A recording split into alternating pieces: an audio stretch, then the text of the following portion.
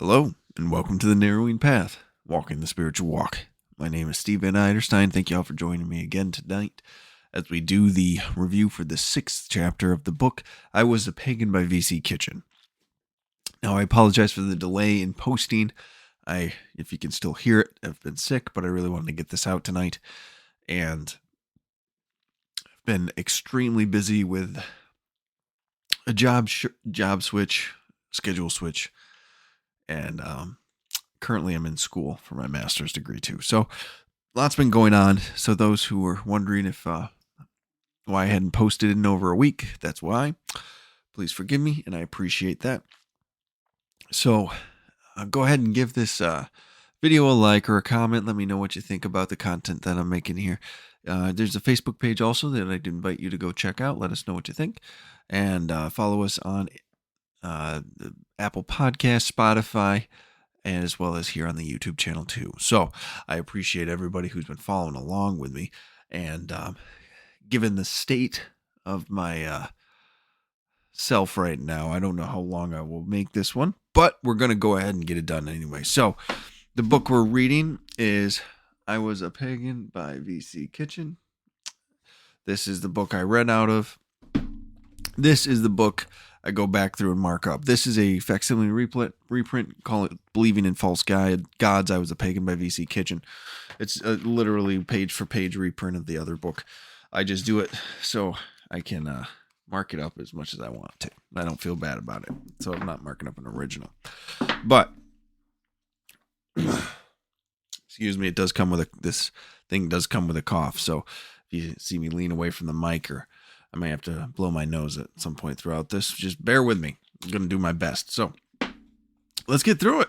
The last post was one about to read chapter 6, and it was a great chapter. Let me tell you, just right off the bat, I mean, I'm somebody that really appreciates the history of the 12-step fellowships and the 12-step recovery programs for alcoholism and substance abuse and addiction.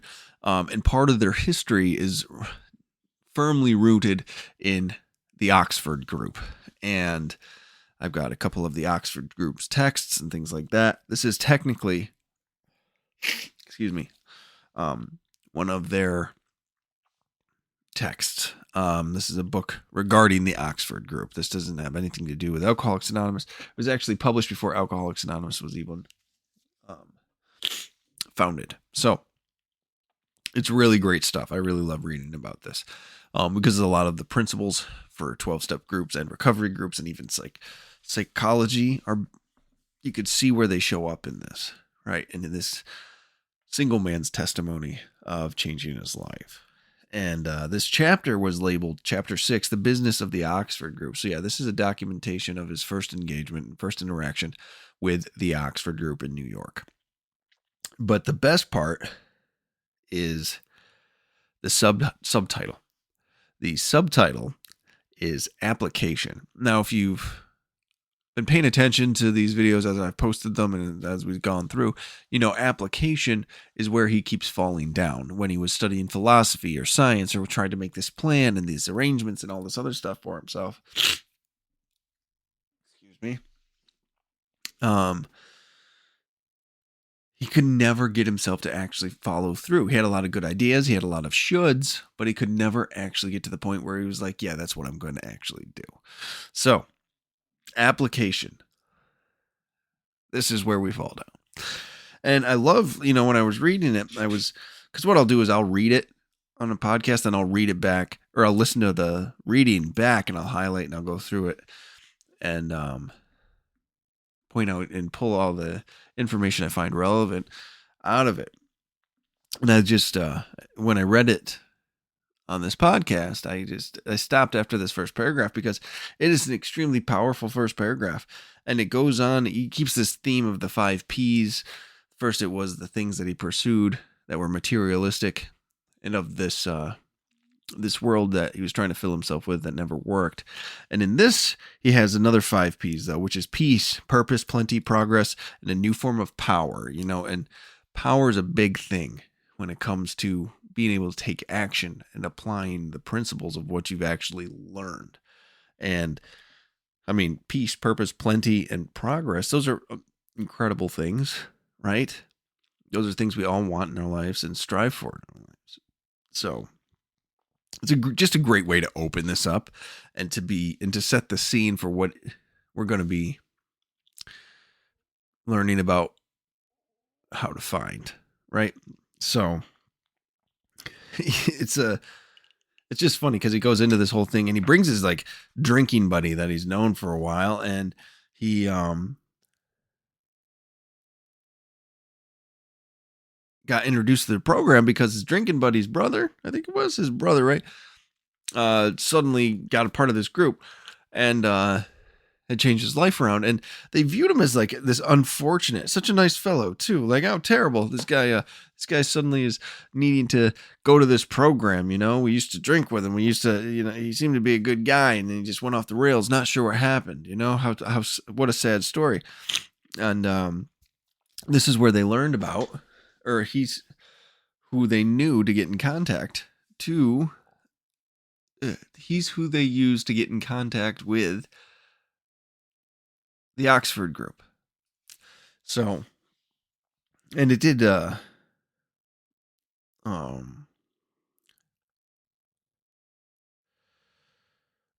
another word for it. It's Buckmanism. Buckman was, I think it's Frank Buckman, was one of the originating founders of the Oxford group. That fact I'm not 100% sure on, but he did write a book called Remaking the World, and it's talking about, I haven't read it fully. I know the general context about it, but it's about reinstituting moral and principle and virtue back into the world and reconstructing the world. But a lot of that was born out of the Oxford group and that understanding and that practice and way of living. So,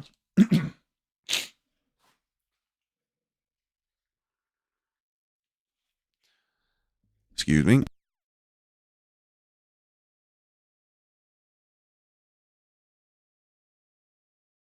I was trying to get off camera. I apologize. It doesn't look like I made it. This is not going to be my finest hour, but I want to get this chapter reviewed because it's just so important. So that's all just on the first page, guys. And but he goes into this and he talks about the rumors, and like there's a lot of talk about this, from people that don't want to actually go through with it. We'll find out later who the people were starting these rumors, but these rumors about sharing your a confession with a house full of people, and this house party, and how everyone would know what you were doing wrong, and how much that was something that the way he wrote it, just could tell he was not interested in participating in for himself.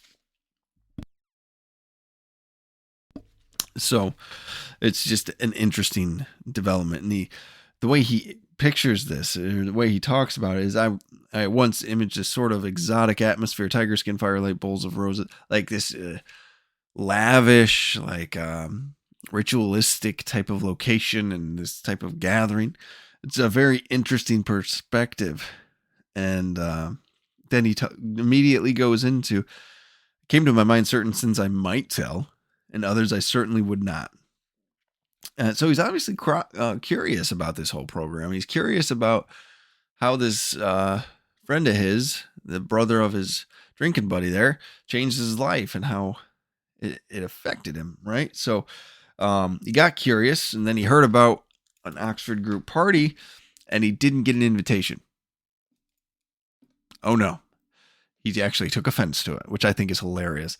I should be invited, right, is what he said. I feel like I'm one of the people that they should want to get to know or want to be at their party. So his ego and his pride and his curiosity got him roped into this thing, which I think is interesting, right?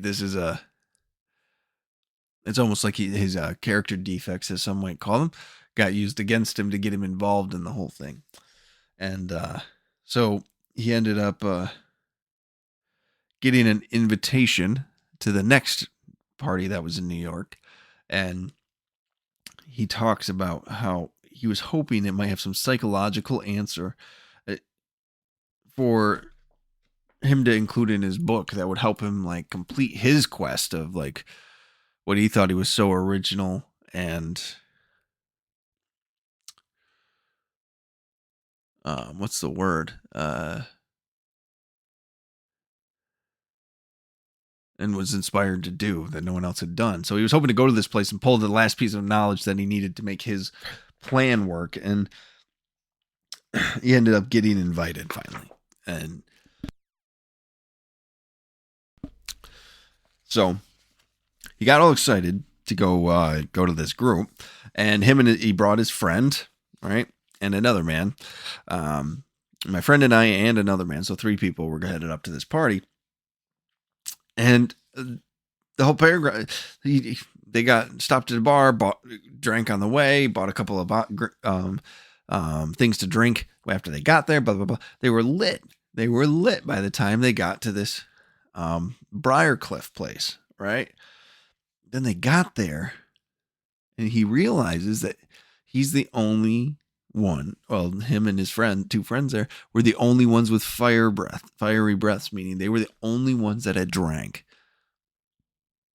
Even the people that were already there hadn't drank. Kind of that's significant, right? It's like when you walk into a room of people and you don't realize your behavior can be any different, and then you realize you see other people behaving in different ways, and it just kind of catches you off guard, right? And now I want to read this part. Everybody, however, seemed to be having a wonderful time. So he's like, no one else is drinking, but everyone's having fun. Like, this is new. This is odd. This is not what he thought was the right or the way things should go. Everybody, however, seemed to be having a wonderful time, and they did not look at all like the anemic, chinless characters I had always associated with religious or non-drinking people. They were an astonishingly healthy and vivacious-looking lot, clear of skin, and, what impressed me most, with a remarkably straightforward gaze and a clarity and a sparkle in the eye that I had rarely seen before in any company. This is substantial differences that he's noticing. First of all, you can see some distorted thinking, like the delusions that he's convinced himself of right here. Like, they did not look at all like the anemic, chinless characters I had always associated with religious or non-drinking people. I don't know about y'all or what battles y'all have fought or where you are in your life, but that's what I thought. I thought people that didn't drink and drug just were boring, that they were miserable. They were these chinless, anemic characters.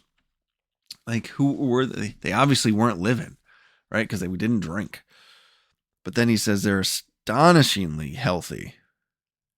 They're happy, right? They're having a wonderful time. They're astonishingly healthy, a vivacious looking lot, clear of skin. Like, physically, they just look healthy. And what impressed him most, with a remarkably straightforward gaze and a clarity and sparkle. Like that, just clarity of mind. And you can tell they're at peace within. And it shows when you meet someone like that. And you can just see it face to face with them, right? It just pours from their body when you're around that. So he's just immediately taken aback by how these people present themselves, what they look like, what they talk about, how they're the energy they have, and just that he's the only one that's drunk. He then goes into this massive list, like a massive list of people that were there. And he was just, I think it's funny because he lists all these like high or notable offices or positions and titles. And it's like, he didn't think there would be anybody of respect or value at this thing, it seems. It just, what impressed him was that there were all these different types of people. And there's a part in Recovery where they say we're a group of people that would not normally mix. And there's people of conflicting ethnicities or positions or roles were there, and all the people from all different walks of life and countries and nationalities and ethnic backgrounds. They were all there. talking, enjoying each other, having a great life with each other. It's a whole different thing that really impressed him, actually. And then he goes into this part of who he was actually sitting with, the gentleman from South Africa, this hunter, and this guy was so impressive to him, and then he still couldn't believe that this man didn't drink, right? It seemed, however, incredible to me that this man of this agreeable personality and two-fisted character did not drink. And he tells that story of the woman that says all the good men drink. Like, he really believes that. He really believes that if you're a good man, you drank.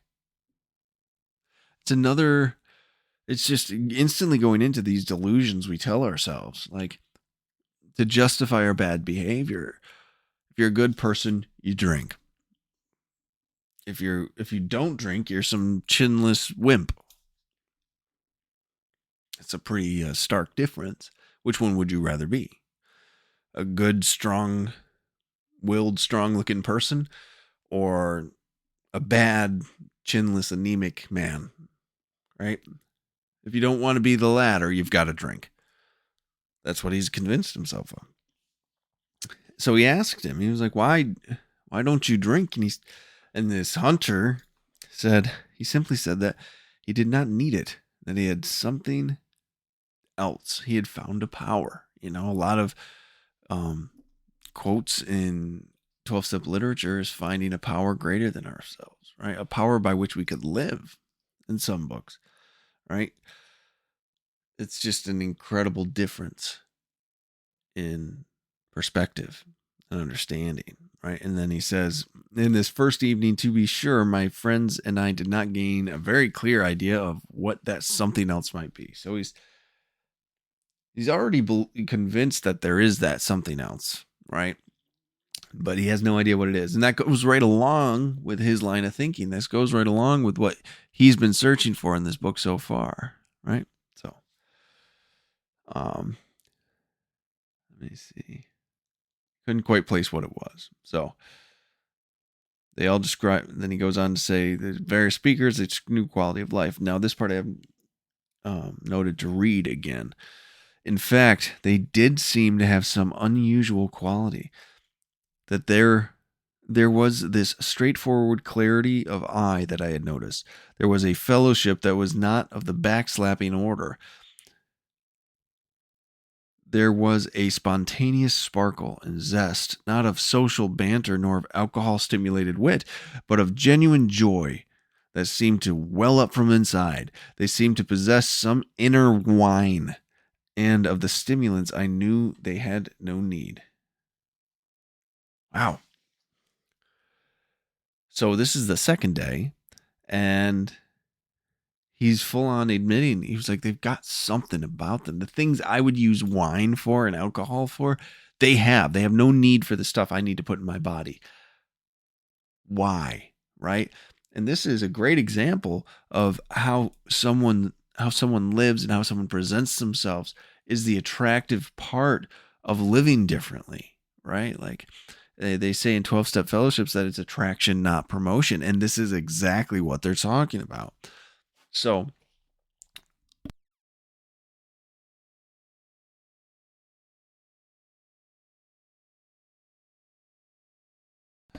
apologize, my nose is running like a faucet right now. Of course, right when I started recording. But they have things that this man wants. The things that VC Kitchen has been pursuing for years now. He's found a group of people that have it, right? It wasn't in the history books. He found it in the Oxford group. All right. He talks about the next speaker, and he says, so in the speaker's speech, he says he had come upon this something, this new quality of life, which is exactly what VC Kitchen was looking for. And he just kept sharing his experience, and then how this man specifically had really dug into history and philosophy and all of these things that VC Kitchen was going down the same path of, right? And VC Kitchen says, well, this guy did this for a whole lot longer and it didn't work for him, But he found this way, right? He was able to actually relate, though. He was able. I was seeking like that guy was, and that guy went even further than I have, and he had to come back to something else, come back to this group to find what this group had, right? And then we go into another speaker, which was a woman, this educator. She was on boards and presidential staff and all this other stuff, and she sought it through prestige. So the first speaker sought it through knowledge and information and that part, but the second speaker saw fulfillment and connection and this energy through prestige and her power of position and the respect of others, and it didn't work. She had been a lobbyist in Washington. She had done all of these amazing things to try to help and change the world through that route, and she could not find fulfillment in what she was doing, right? And he related again to that, right? So these people are sharing their experience, strength, and hope. These people are sharing what they went through before they got to the place they're at. So people like Kitchen here could actually sit in a chair and go, that's me. Now, that seems to be very familiar to a guy like me. That seems to be a very real practice that we need to continue to embrace, right? So he continues to go on, and he says there had been no tiger skin or roses, no soft lights. So it wasn't this lavish, decadent place that he was thinking about. And they didn't have this public confession of sins, nothing but a confession of inevitable failure under the old self-assertive ways of living. So self-will, thinking we have to figure the whole thing out, and a declaration of glorious victory in this God-empowered way of life. So these people have come to a God of their understanding, to this energy, this source, this creator, this all-knowing, and that is where they found what they were looking for. This self-assertive way of living never worked. Seeking it through external physical things, material things, never sufficed. But they found it in a God-empowered way of life. That's pretty big. So he goes to bed, he gets back up, and he has, quiet time, right? Like my first year of podcasting was reading a daily meditation from James Allen, right? A couple minutes of quiet time, and then listening and contemplation, asking God, asking that power, getting connected, however you want to phrase it, however you want to implement it, whatever you would like to call it. He goes and participates in this quiet time. And he says they were talking about how they were going to be listening to God, right? He says, I listened attentively as any of the rest, at least I thought, but I heard nothing at all. Gradually, as I attended more quiet time services and witness meetings, however, I began dimly to sense what these people were driving at. They claimed they had gained what I had been trying to gain, right? So he's figured it out. He really nailed it, or really identified a consciousness of the spiritual environment, a direct contact with God. Now, for those in 12-step fellowships, this is that kind of reminiscent, or you might see wrapped up in the wording of the 11th step, right? But for VC Kitchen, what he's talking about here is that he found this spiritual environment where he can actually grow a soul, and it's through direct connection with God, prayer, and meditation. And then it goes into a testimony, or a reading at least, from an electrician. And then at the end of it, they talked about controlling the power of electricity and heat to create what needs to be created, or leveraging it, right? And then he said, man similarly would not be able to go anywhere in moral fields or rise in the spiritual environment until he had discovered and applied the infinite power of God in somewhat the same way. The Oxford group, it seemed to me, had discovered that power, and with the dexterity of a spiritual Thomas Edison, were applying it to the business of living, right? So We have to make that contact. Then we have to use it and affect it in our lives. And when you start to do that, you grow in this moral field, in this spiritual environment. You begin and will continue to grow, which is exactly what VC Kitchen has been looking for the first 5 chapters. Well, he found it here. So now, after he's listened to these speakers, he's attended quiet time, and he's participated in this meeting, and he's talked to people about his book, and he's trying to connect with these people and figure out that last nugget of wisdom, right? He gets called out because he's talked to enough people about his actual book and what he's trying to do. And they come up to him and they're like, hey, you know what? Here's what you're telling us, and they recap his beliefs for him and his problems for him, and which are summarized. And you don't know how to apply your beliefs. You don't know how to get in touch with God. And that's the problem. And he says, these indeed were my beliefs, and these indeed were my difficulties. And then they go on. You believe there's a plan, they continued. Did it ever occur to you to get in touch with him, the author of that plan, asking him directly what his plan is and what he wants you to do with it? So,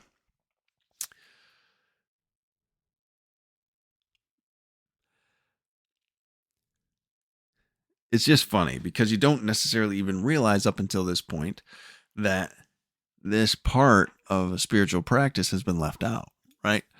Because he talks about everything we try to do leading up to it, or at least everything I did, trying to figure this out in the world, and then through philosophy and science and all these other things, and trying to apply it and blah, blah, blah. But when you finally get down to it, you believe that there's this plan for your life, or this way of living that you need to leverage and engage with, but yet you still haven't tried to engage with that power that's you're supposed to be serving, right? Why haven't you asked? Why haven't you humbled yourself enough to ask for help? It's like if you're given a blank piece of paper and told it's a map, and you believe there's instructions, why don't you ask the person with instructions on how to read it, right? That's what we're doing. He says, no, I was forced to admit. Nothing as simple as that. Nothing as simple as that. We complicate this most of the time. Nothing as simple as that ever occurred to me. Defeat of self-will. I have written there. He had not tried this because we constantly think we can do it. We need to be able to reach out and ask for help and to invite God in. And when you can do that, that's where things really begin to change. At least that's been my experience, right? And then, so he goes through this, or he has this conversation, and then he's told that he can have it too, that it's possible if you do what we do. Yet these people said it could be done. They said that they were doing it themselves, and that what gave them the power to apply beliefs and carry out the plan of God, a power that I did not have. They said, however, that I could have it, just as they did, if I would pay the same price, comply with the same conditions, and go through the same series of exceedingly simple steps. Now, isn't that interesting? A series of established actions that they had to take. Sound familiar to all those in the 12-step community, right? The step format was not original to Alcoholics Anonymous. It was actually taken from the Oxford group. I believe it was 6 steps they had originally, something like that. I mean, we'll go through them here in general. They don't number them out in this book, but we kind of talk about them right now. But the step process was taken and maybe we'll say reworked and refined for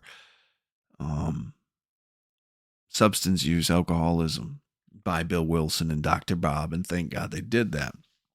But it was pulled from the Oxford group, right? like the miracle moment of Alcoholics Anonymous was a combination of many things.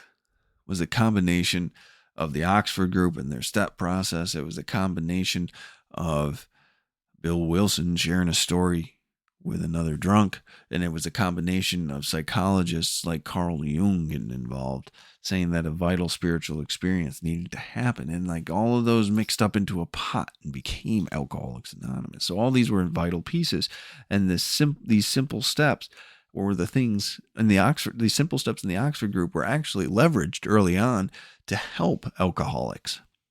Because if you haven't realized by now, VC Kitchen is alcoholic. The way he drinks, the way he needs to drink, the way he needs it to enjoy life in any way. I think I've mentioned it a couple of times, but VC Kitchen is a selfish, self-centered alcoholic. And this is the program, the Oxford group, is where they could, some, go and get some help. So, exceedingly simple steps. First, I would have to make clean contact.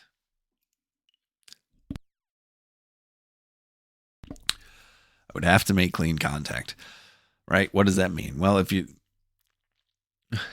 familiar with this type of spiritual work, it's cleaning house.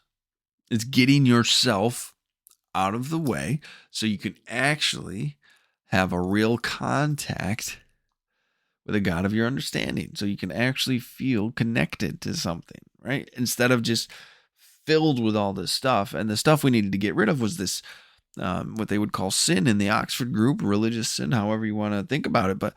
And this definition of sin is very interesting. It's specific yet broad.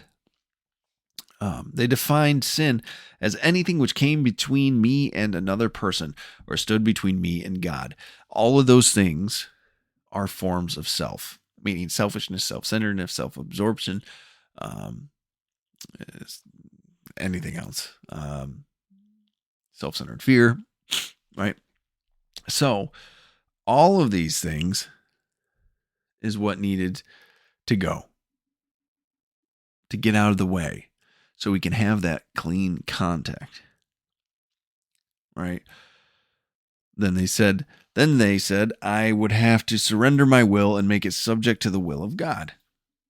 I don't know if that sounds familiar to anybody either, but that might be the third step. I don't know. Might sound a little familiar there. I would have to give up entirely the old life of self-assertion and self-determination. So you do not anymore live to serve yourself only. That's where a lot of people fall down. That's where a lot of people have a lot of trouble with that third step. Because that doesn't sound fun. Right? But if you're willing to take the actions, your life can change. You can give up the old. You have to give up something to get something new in this case. And then they just kind of talk about that connection a little bit more, but they get to a point where God would not trust me with any of his dynamic spiritual power unless he knew I was going to use it as Jesus Christ would use it. For purposes of absolute honesty, absolute purity, absolute unselfishness, and absolute love. So, if you're trying to go through this program and you're only trying to do it really so you can get something out of it in the sense of like selfishly obtain and selfishly leverage it, it's not going to work, right? They give you an ideal to strive for. VC Kitchen gives you an ideal to strive for here, all right, which is Jesus Christ of the Christian faith, of the Bible. And what that means is we need to model ourselves after Christ in many ways and have the intention to be like that before this connection to a God of our understanding and this power greater than ourselves can actually come through us and be used through us. And if you don't like the model of Jesus Christ, that's fine. There's a lot of other spiritual leaders. You pick your ideal, but you need to have an ideal you're striving for. It can't be just what serves you in a moment. That's just complete self-will run riot. But here they give what's called four absolutes, right? This is something that wasn't directly woven into the big book of Alcoholics Anonymous, but it was brought in some ways, from my understanding, to the 12 and 12 of Alcoholics Anonymous, and then the other 12-step groups as well. But the 12 absolutes are absolute honesty, absolute purity, absolute unselfishness, and absolute love. So you measure all of your decision by those four qualities. Is it selfish or self-serving? Is it honest? Is it loving? And is it for pure reasons, right? If you can check all of those boxes honestly as a yes, you're probably going in the right direction. Might take some refinement, but if you can really do that, you're doing better than you think you are, right? And then he goes into his problems with these things. So absolute honesty. He can't imagine just being absolutely honest with things. And he talks about how he would just want to start making up excuses because he doesn't want to talk about the things that he's ashamed of, right? Like the biggest thing is they have no business to wash their dirty laundry here, right?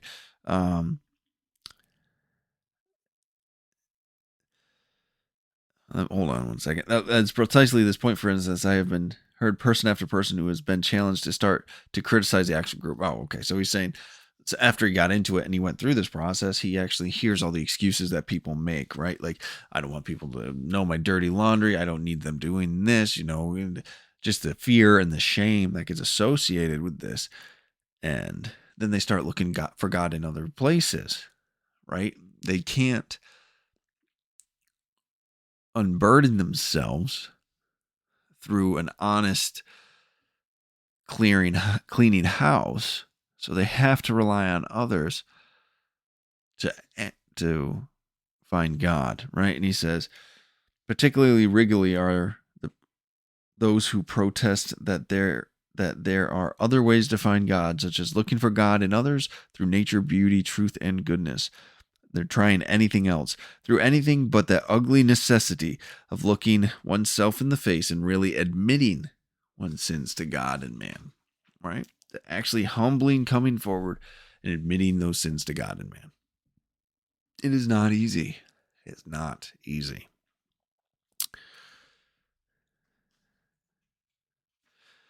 And then it goes into the people that have a hard time with the Oxford group teachings because they're so entrenched in their old way of thinking. They can't stand to change. New idea of any kind is literally an agony. So the way they're doing it isn't working, but they can't stand that there's a different way to do it, right? Like it has to be their way. And then all these people, whatever else they feel, see clearly that the challenge to absolute honesty, purity, unselfishness, and love is something that threatens their complacency in life. So they'd have to do something different. And something which is likely to destroy their self-approval, right? We build up this ego, this delusion, this false understanding that we're just doing the best we can when we know we could be doing better, right? And when we go through and use these four principles to really guide our life, to change our lives, suddenly we have to really admit and accept and clearly see ourselves for who we are and what we've been doing. And that's not always the most fun thing to do. It's not always a pretty situation to walk into, if I'm honest with you. I didn't quite much enjoy it myself when I had to go through this process. But it's essential to actually get that connection and that peace you can feel with a God of your understanding. The ego will really kill us. We, he goes on, deny the accusation against us. We revile the accuser. We argue. We grow hot and red in anger. We bluff. We lie. We defend our reputation. Right. We fight tooth and nail to make sure that the truth doesn't come out because we're so scared of what other people will think about us, and it'll break the delusions that we have built up for ourselves. Right. I too did all these things, nearly all of them, when I first felt the challenge of the group, right? I lied, for instance. He tried to say he didn't have any sins. He might have when he was younger, but he just couldn't be honest. It took a while for him to actually be honest. Drinking and smoking, I did not consider sin. As for impurity, I would not, of course, like all my actions published. So he's ashamed of what he's done, right? And he knows that. So he was one of those people that didn't want to air his dirty laundry, so to say. Like he was this person, right? So he was ashamed of his actions and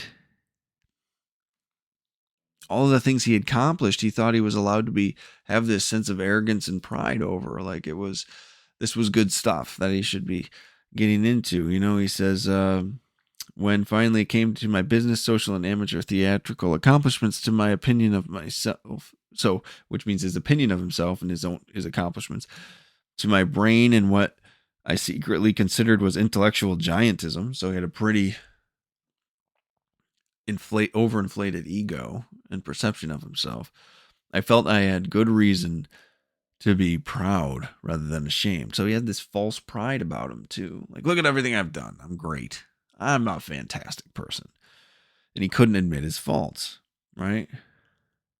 And then, so he's going through these conversations and he's doing everything, and it eventually just whittles down to him and one other man in the lobby, I think is what it says, right? Lobby of the hotel.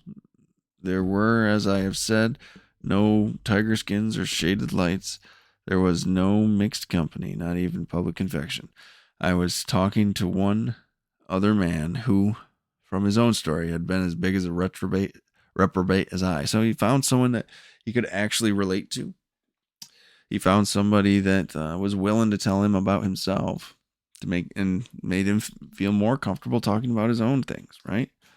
I did not want to let him see the nasty things inside of me, the things that I was most ashamed of.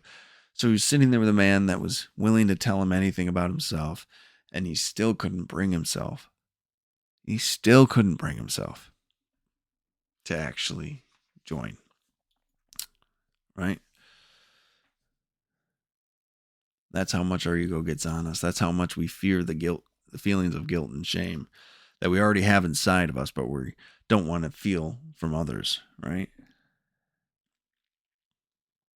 So he just lied to this man in self-delusion and said that his only problem was really an application. He doesn't really sin and everything's fine. Right to this man's face. And I think that's funny because he really thinks he's getting away with it at that point. I also squirmed a bit, both openly and mentally, about that other challenging requirement, the surrender of my will. He wanted to hold on to what he wanted to hold on to. He wanted to hold on to what he thought was best for him, right? If I promised to do whatever God told me to, if he could speak to me at all, which I still did not quite believe, he might tell me to do something that I did not, or jolly well, I could not, or jolly well did not want to do. He told me to be absolutely honest, for example, and that was clearly impossible in the advertising business. So what if I have to sacrifice these things? If I start talking to God and he says you shouldn't be lying, how do I reconcile that with my job? I have to lie for my job, obviously. So this isn't going to work, right? So that scares him. And he starts to get a little bit in his head about this, right? Like, how do I turn my will and my life over to a God that might ask me to change what I'm doing? I don't know how to do it any other way, right? So God, I thought, might lead me apart from my family, spiritually, geographically, or both. So now, he becomes preoccupied with caring for his family when he just was talking about how he'd run around and cheat on his wife. And, all he wanted to do was be left alone in the previous chapters and drink and sit at a bar and go to work, right? So, but now suddenly he's very concerned about his family. And anybody that's worked in the recovery world understands that. Suddenly a different value system emerges, right? Things that they might not have cared about for years suddenly become relevant again. And we wanted to make sure he stayed with his family. So that's why he couldn't go through with this process, right? And then too, I argued to myself, God might tell me to stop drinking and smoking. Yeah, what if this connection I make with the God of my understanding tells me that I need to quit drinking and smoking? I knew no rules about anything like this in the Oxford group. So the Oxford group itself doesn't tell you have to quit drinking. It doesn't tell you have to quit smoking. It doesn't tell you have to quit womanizing. It doesn't tell you have to quit doing any of that. Right? It's not exclusionary in that way. You did not have to stop anything when you surrendered your life to God. But after that, God might tell you to stop. There's where the fear comes in. What if I can't do this? What if God asked me to do something I don't want to do? Well, it's between you and God. It is between you and God. And if at any time I was called upon to quit my tobacco and alcohol, I was sure to be no more fun for me in life. So he's openly saying, without booze, without tobacco, I wouldn't have fun in life. Life would not be enjoyable. So what's the point? I can't pursue God in this relationship with God because he might ask me to do things I don't want to do. It's incredible to read this because I relate to it so much. And then he goes on and he talks about the members of the Oxford group, and they here apparently were people who did want to. They wanted to stop all these things. They, in some way, I did not quite understand, got fun out of being moral, right? Like, I don't know about you, but my own personal story was like, anything that's fun is illegal. Anything that fun is breaking the rules, right? That's what I really thought. And he's introduced to this group of people that really enjoy living. They absolutely insist on enjoying life, you might say.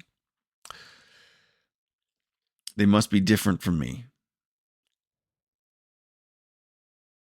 And the good life might therefore be all right for them. Probably they had never known any other kind of life, but no, sir, not for me.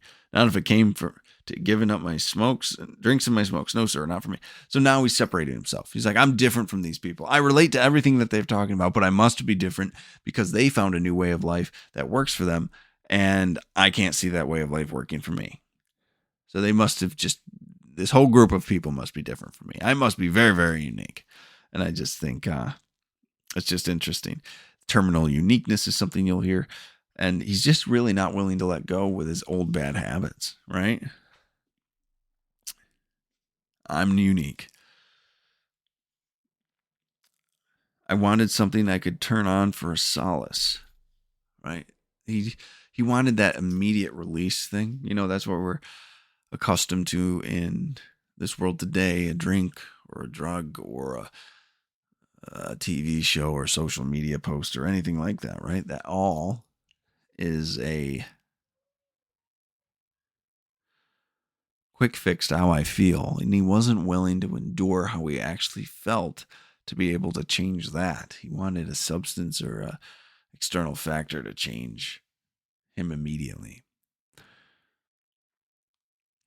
So, and while my pal and I talked over the matter with surprising animation and with much greater agreement than had been usual of late, we also finished up our gin and we drove home that night, right? So suddenly those two are like really on board with each other. How, those people, it's great for them, but it's not going to work for us. Like that conversation where you're just like co-signing each other's bullshit is what we call it. And they're just driving back, drinking, going, wow, what an experience that was, right? Good for them. And that's where they want to leave it. But, we got a couple chapters left, 12 chapters left in this book, so something must change. So the next chapter is called The Business of Being Reborn in Life. And this book is just fantastic. And I really, really have enjoyed it. I hope y'all are enjoying it too. Next weekend, I will be doing the chapter reading for chapter 7. And again, I apologize for the delay in getting this episode out, but I'm sure you understand. And I apologize for the sneezing and the muting and the nose blowing that happened on this, but I really wanted to make sure I got this out tonight. So thank you all again. I appreciate your time and your investment in this. And until next time, thanks.